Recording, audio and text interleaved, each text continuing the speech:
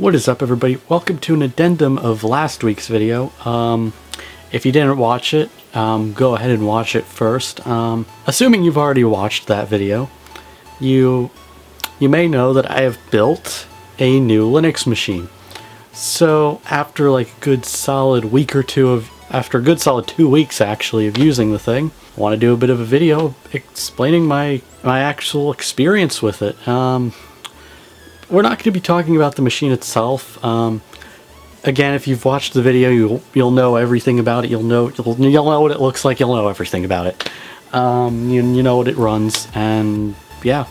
But yeah, today we're going to be focusing on a lot of like how the hardware is, like how the hardware and the software is, because like how good is the machine itself? Like how good is it for games? How good is it for video editing? And how is it good for in general, and what are the issues with Linux? It's going to be answering questions that a lot of people do have with the Linux operating system. But yeah, let's get right into it. Now, gaming on Linux is a bit faster than a little bit on Windows because the OS is taking a bit less RAM to handle OS tasks in the background. This is also why when I built the machine I went for cheaper hardware and like a lower end CPU. Like basically what I did in a lot of the lower end parts, like bit of slower RAM, bit of lower end motherboard.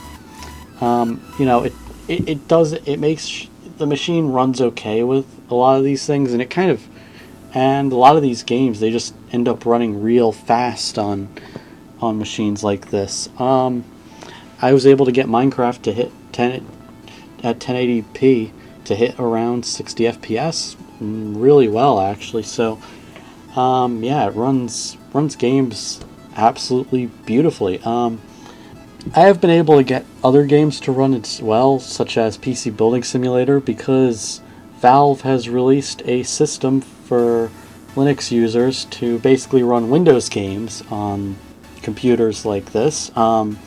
It's called Steam Play, or Steam Proton. It's usually added to the Steam store, so you can just have it on hand. So like if you have any Windows games in your library, you can play those without any problems on a Linux machine.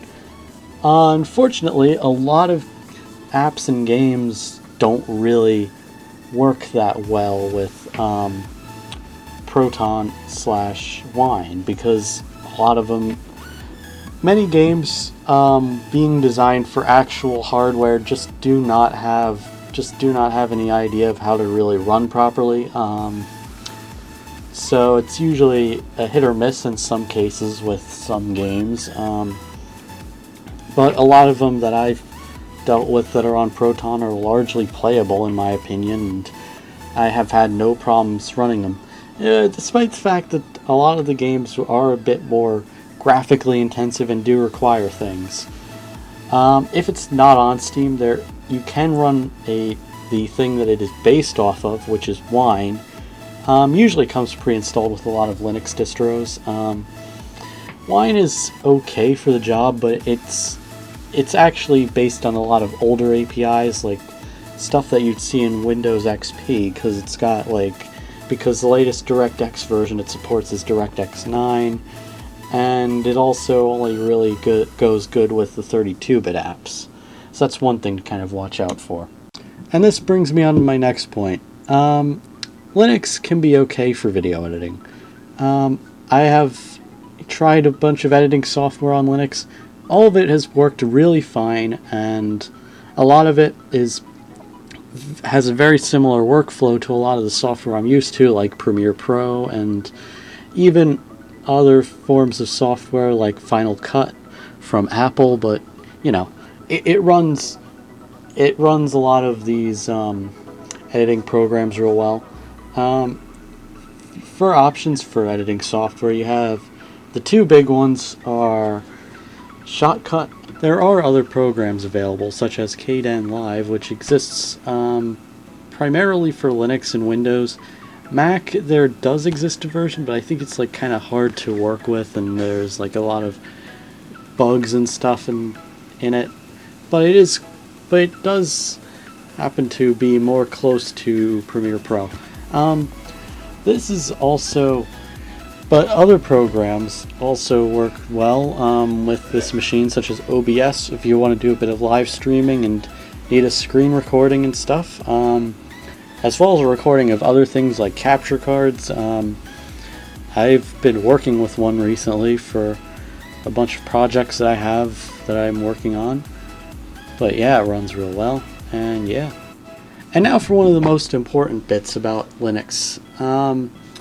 Linux does have an issue with certain objects on certain drivers. It's not really that perfect. A lot of audio devices that I've used, such as audio interfaces and sound cards, they've actually had problems running on my machines, actually, due to an issue of class compliance.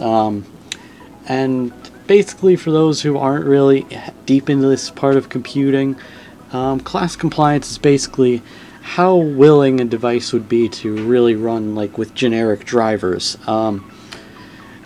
For instance, recently I did have a sound card, one of those cheap USB sound cards, just die on me, just stop working for no reason.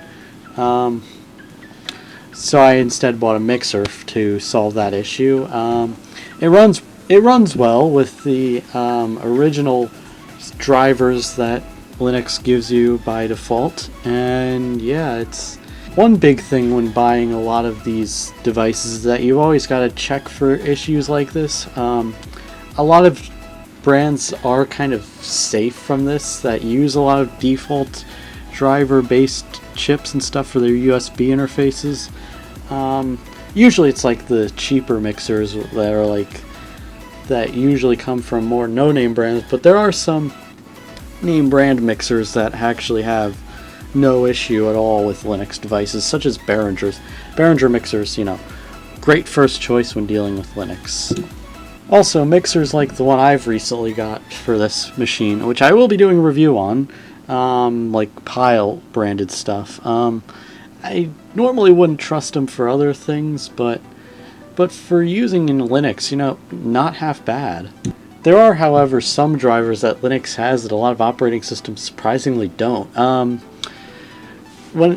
If we go back to when I was talking about editing and the whole capture card thing, the capture card I was using to do that project I was speaking of, I literally had to get I did not have to install any drivers in order for it to work with the Linux machine. That is like a really huge plus. Even though on other operating systems it is a bit of a problem. It's kind of a bit of an issue of selectivity, I guess, because usually a lot of operating systems are selective when it comes to which drivers they do and don't support. Alright, so that's going to do it for today's video. If you like what you saw, please leave a like and subscribe. You know. So yeah, a lot more videos are going to be coming out very soon that are going to be very loosely related to this machine. In fact, 2 of them are not really related to it at all. But yeah, it's going to do it for today's video, and bye.